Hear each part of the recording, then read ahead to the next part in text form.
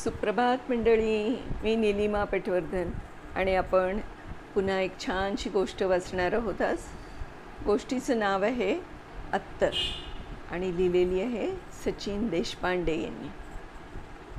सुरू करते. अमेय घरी आला. लॅपटॉपची बॅग त्यानं हॉलमधील कॅबिनेटच्या ठरलेल्या खणात ठेवली. त्याच्या वरच्याच ड्रॉवरमध्ये त्यानं कारची चावी, घराची चावी, वॉलेट, रिस्टवॉच आणि खिशाला अडकवलेलं पेनही ठेवलं. फुल शर्टच्या बाह्यांची बटणं सोडत कोपरापर्यंत बाह्या दुमडल्या त्यांनी. टायची नॉट सैल करत तो सोफ्यावर बसला आणि आवाज दिला अमेयाने, आभा मी आलोय गं. आणि पुन्हा एकदा त्याच्या मनात आलं, मॅनेजमेंटने काय अवाच्या सवा मोठा बंगला देऊन ठेवला आहे. राहणारे आम्ही फक्त 2.5 लोक त्याच्यामध्ये आणि बंगला एवढा मोठा. अमेयचा आवाज ऐकून त्याची बायको आभा आणि त्या दोघांची 12 वर्षांची लेक अस्मा आतून बाहेर आल्या. अस्मा जाऊन धप्पकन बसली तिच्या बाबांच्या शेजारी आणि आभानं टेबलवर ठेवलेल्या जगमधील पाणी आणलं एका काचेच्या ग्लासमधून अमेयासाठी. अमेयनं घटाघट पाणी प्यायलं. ग्लास लेकीकडे देत म्हणाला, जा ठेवून ये सिंकमध्ये, काम कर जरा, आळशी 1 नंबरची. आणि खांद्यावर चापट मारली त्याने लेकीच्या. गाल फुगवत आणि नाक फेंद्र करत अस्मा ग्लास घेऊन उठली आणि बाबाच्या खिशातील मोबाईलवर डल्ला मारत आत गेली पळतच. अमेयनं जरासं हसत पाहिलं आभाकडे आणि विचारलं, so how was your day बायको, ऑल सेटल्ड? आभा बाजूला येऊन बसली अमेयाच्या आणि म्हणाली, Chandigarh is so beautiful Amey, खूपच छान वाटतंय मला इथे आता. तुझी बदली झाल्यावर मला जरा टेन्शनच आलं होतं की आपण मुंबईत वाढलं होय, कसं काय करायचं मॅनेज एवढ्या वेगळ्या शहरामध्ये एकदम. But this city accepted me fully in just 3 months. अमेयनं हसतच आभाचा हात धरला हातात आणि विचारलं, तू जातेस ती NGO काय म्हणतेय? आभानं तिच्या दुसऱ्या हातानं अमेयचा हात कव्हर केला आणि म्हणाली, it is so good Amey, खूपच छान काम करते ही NGO. प्रचंड ॲक्टिव्ह आहेत हे लोक. बऱ्याचशा सामाजिक कार्यांमध्ये मनापासून आनंद होतो आहे मला. For joining them at right time. Rather आजच आम्ही एका वृद्धाश्रमात गेलो होतो विजिटला. तिथे थांबलो. त्या सगळ्या आजी आजोबांशी गप्पा मारल्या, उष्ण कपड्यांचं वाटप केलं आणि त्यांचे खूप सारे आशीर्वाद घेऊन परतलो. अमेयानं मान हलवून दाद दिली आभाला आणि बोलला, ग्रेट यार, keep your self busy in such social causes Abha. आणि जे मी तुला ऑलरेडी सांगितलं आहे ते लक्षात असू दे. Don't sell your time and services, do it honorary. घरात एक जण रोज स्वतःला थोडं थोडं विकतोय ते बास आहे. आभा येस असं म्हणत उठली जागेवरून आणि म्हणाली, अमेय फ्रेश होऊन घे, स्वयंपाक तयारच आहे. अस्मा चल जेवायला चल. तेवढ्यात अमेयाला काहीतरी जाणवलं त्याच्या आजूबाजूला, खूप परिचयाचं, पण त्याला नक्की कळेना नेमकं काय ते. विचार करतच जागेवरून उठला अमेय आणि फ्रेश व्हायला आत गेला. तेवढ्यात आलेली शिंक अडवायला दोन्ही हात त्यांनी नाकातोंडावर घेतले. शिंक तर बाहेर न येताच परतली, पण अमेय मात्र वास घेऊ लागला त्याच्या हातांचा, पोटांचा. हा वास कसला आहे बरं? हा वास सॉलिड ओळखीचा आहे. सेम डिट्टो तोच वास. माझ्या लहानपणाशी कनेक्टेड काहीतरी आहे, पण नेमकं काय? या विचारातच अमेय हात पाय तोंड धुवून नाईट ड्रेस घालायला गेला. कपडे बदलून झाल्यावर रोजच्या सवयीनुसार अमेयनं देवाऱ्यासमोर उभं राहत कुलदेवतेच्या फोटोला नमस्कार केला. बाहेर हॉलमध्ये येत आईबाबांच्या फोटोंनाही नमस्कार केला त्याने आणि सणकन लीक लागली त्या मघाच्या वासाशी. आई, येस आईच. खूप लहान असताना, म्हणजे तो 5-6 वर्षांचा असल्यापासून अगदी 10-12 वर्षांचा होईपर्यंत आपण आईबरोबर प्रत्येक ठिकाणी हळदी कुंकवाला जायचो. आईचं शेपूट म्हणत असत आपल्याला सगळे. प्रधानबाईंकडे दरवर्षी जायचो. प्रधानबाई उपड्या हातावर एक अत्तर लावायच्या. मला ते उपडे हात एकमेकांवर घासत त्यांचा वास घेणं इतकं आवडत असे की मग मीच व्हॉलंटियर व्हायचो येणाऱ्या बायकांच्या उपड्या हातांना अत्तरदाणीतील त्या कापसाच्या बोळ्याला काडी टेकवून अत्तर लावून देण्यासाठी. हा तोच वास होता. आय एम डॅम शुअर प्रधानबाई स्वतः ते अत्तर बनवत असत घरी, बरंच काय काय एकमेकात मिसळून. पण असला पक्का ठरलेला होता त्यांचा फॉर्म्युला की जरा कणाने हे 19-20 होत नसे. त्या अत्तराच्या वासात तो अगदी गुरफटला. पण हा वास इतक्या वर्षांनी, म्हणजे ऑलमोस्ट 30 वर्षांनी आपल्या बोटांना कसा काय आला? अमेयचं विचारचक्र चालूच होतं की त्याला आठवलं त्याने आभाचा हात हातात घेतला होता. पानं वाढणाऱ्या आभाजवळ तो घाईतच गेला आणि तिचे दोन्ही हात हातात घेत ते उपडे करून नाकाजवळ नेत अमेय वास घेऊ लागला. आणि पुन्हा एकदा भरला गेला उरात अमेयच्या प्रधानबाईंच्या अत्तराचा तो चांगलाच परिचित गंध. अमेयची ही कृती नक्की न कळल्याने आभाने विचारलं त्याला काहीशा आश्चर्याने, काय रे, काय झालं?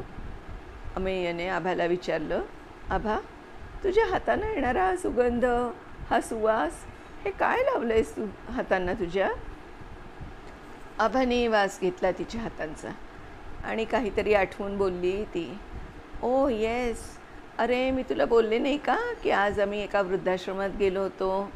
अरे तिथे एक आजी होत्या, साधारण 80च्या आसपास. त्यांच्याकडे एक अत्तरदाणी होती. अरे त्यातून आम्हा प्रत्येक कार्यकर्त्याला त्या अत्तर लावत होत्या. अँड यू नो वॉट, त्या आजी चक्क मराठी होत्या रे. Actually I was not expecting any Marathi आजी here in Chandigarh old age home. म्हणून मग मी त्यांच्याशी बोलायचा प्रयत्न केला. अरे but I came to know that she lost her memory long back. अमेयनं घाईतच विचारलं आभाला, आभा त्या आजी दिसायला कशा होत्या गं? गोऱ्या घाऱ्या, कमरेपर्यंत येणारे दाट केस आणि अतिशय प्रसन्न अशा? आभा म्हणाली, absolutely, except that long hair. वॉकट होता रे त्यांचा. पण का विचारतोस? व्हॉट हॅपंड? अमेय आता चांगलाच रेस्टलेस झाला होता. आभाकडे बघून बोलला तो, आभा रात्रीचे 9:30 वाजलेत. पाऊण तासात आपण पोचू त्या वृद्धाश्रमात. Let's go. अस्मालाही बरोबर घे. मी तुला गाडीत सगळं सांगतो. So don't ask anything, just leave. आभाने मग एकही प्रश्न विचारला नव्हता. गाडी वृद्धाश्रमाच्या दाराशी पोचली 35 मिनिटात. गाडीतून बाहेर पडल्यावर आभाही आता अमेय एवढीच उत्सुक होती त्या आजींना भेटायला. अमेयकडून सगळं ऐकल्यावर वृद्धाश्रमातली अथॉरिटींशी बोलून अमेयनं त्यांना सविस्तर सांगितलं सगळं. त्यांना मग लॉबीमध्ये बसायला सांगून आजींना बोलावण्यात आलं. त्या समोर येताच अत्तराचा तो सुवास दरवळला होता अमेयच्या भोवताली. आजींचे डोळे बघूनच अमेयला खात्री पटली होती, त्या प्रधानबाईच आहेत. नक्कीच त्याच आहेत त्या. 8वी ते 10वी ज्यांच्याकडे रसायनशास्त्र आणि बीजगणिताच्या ट्युशनला जात असे अमेय, त्यांच्याच बिल्डिंगमध्ये राहणाऱ्या अमेयच्या आईची मैत्रीण असलेल्या संकेत दादाची आई म्हणजेच अमेयच्या प्रधानबाई. अमेयचे डोळे भरून आले आणि त्याने त्याची ओळख बाईंना देण्याचा आटोकाट प्रयत्न केला. पण छे, पार शुष्क झाले होते ते घारे डोळे. आजच्या घडीला काही आठवत नव्हतं त्यांना. अमेय प्रयत्न न सोडता पुढे बोलू लागला, बाई प्लीज आठवायचा प्रयत्न करा. अहो आम्हा सगळ्यांना, अगदी तुमच्या घरच्यांनाही वाटतं आहे की कैलास मानसरोवर यात्रेत मालपाला जे लँडस्लायडिंग झालं त्यात तुम्ही गेलात. तुम्हाला खूप शोधलं हो संकेतदादाने, पण त्याला नाही मिळालात तुम्ही. प्रेतांचे नुसते खच पडलेले असं म्हणाला संकेतदादा. खूपच रडला होता हो तो बाई तुमच्यासाठी. आम्हा सगळ्यांना हे सांगताना खूप रडत होता. तुम्ही प्लीज काहीतरी प्रयत्न करा आठवायचा. मी संकेत दादाला ताबडतोब फोन करतोय, त्याला इथे तातडीनं बोलावून घेतोय. खूपच खुश होईल होतो जेव्हा कळेल त्याला की त्याची आई जिवंत आहे. अमेयने भरून आलेले डोळे पुसतच मोबाईल लावायला संकेतला आणि तेवढ्यात एक सुरकुतलेला हिरव्या नसा दिसणारा तलम गोरापान हात पडला अमेयच्या हातावर. अमेयनं वर बघितलं. आजींचे दोन्ही निळेशार डोह आता भरून आले होते. अमेयकडे एकटक बघत आजी बोलल्या, 98च्या सप्टेंबरातच कळलं होतं संकेतला की आपली आई जिवंत आहे. आला होता तो त्या रेस्क्यू कॅम्पात, जिथे त्या भूस्खलनातून वाचलेली लोकं ठेवलेली. मी होते त्यात, गंभीररित्या जखमी आणि धक्का बसून वाचा गेलेली. खूप वाईट परिस्थिती होती आम्हा वाचलेल्या सर्वांचीच. तिथेच एक दिवशी हा माझा मुलगा संकेत आला. उभा राहिला येऊन माझ्यासमोर. 2 मिनटं बघितलं माझ्याकडे, मला हात जोडले आणि चक्क निघून गेला पुढे. वाचा गेलेली मी ना आकांत करू शकले, मग न धाय मोकलून रडू शकले. तब्बल 6 महिन्यांनी माझी वाचा परत आली आणि मनसोक्त रडून घेतलं मी सर्वप्रथम. इथे तिथे करत मग 2 वर्षांनी मला एका भल्या गृहस्थानं इथल्या आश्रमात आणून सोडलं. गेले 20 वर्ष इथेच राहते मी. द्यायला पैसे नाहीत जवळ, त्यामुळे इकडची थोडी कामं करते. कोणीही माझ्या घरच्यांबद्दल विचारू नये म्हणून स्मृतिभ्रंश झाल्याचं दाखवते. आणि तसं पाहिलं तर तेच खरं आहे नाही का?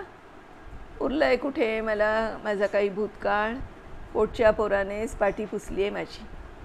जीवन विमा पॉलिसीचे पैसे आणि PT केसमध्ये सरकारी नोकरी. खूप आहे हे नाही? एखाद्याला पराकोटीचं कृतज्ञ व्हायला. तुला बघून मात्र आनंद झाला हो बाळा. माझं रक्त आणू नाही शकलं कोणाला माझ्यापाशी, पण माझं अत्तर मात्र घेऊन आला होतो इथे तुला इथे. तेव्हा आता जमेल तसं येत जा मला भेटायला. डोळे हे कोणाची वाट बघण्यासाठीही असतात, हेच विसरले रे मी इतक्या वर्षात. एवढं बोलून आजी जायला वळणार, तोच अमेय बोलला, बाई माझ्याबरोबर याल, आमच्याकडे राहाल. मी माझ्या आईबाबांना केव्हाचाच गमावून बसलो आहे. चलाल आमच्याबरोबर, आमची आई आणि अस्माची आजी बनून.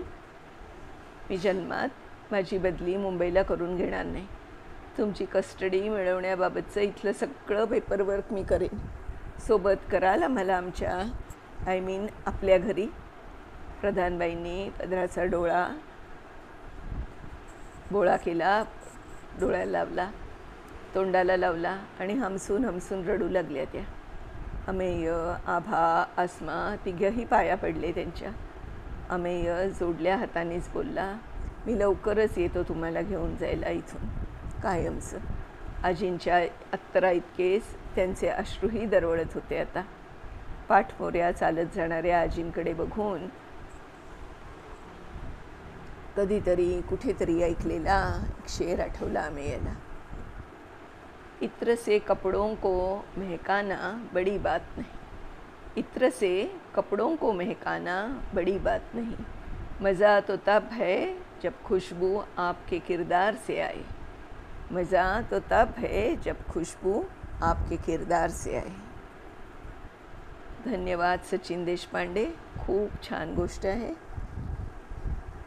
आणि अशीच छानशी गोष्ट पुन्हा एकदा घेऊन तुमच्याबरोबर शेअर करण्यासाठी येणार आहे उद्या. तोपर्यंत नमस्कार.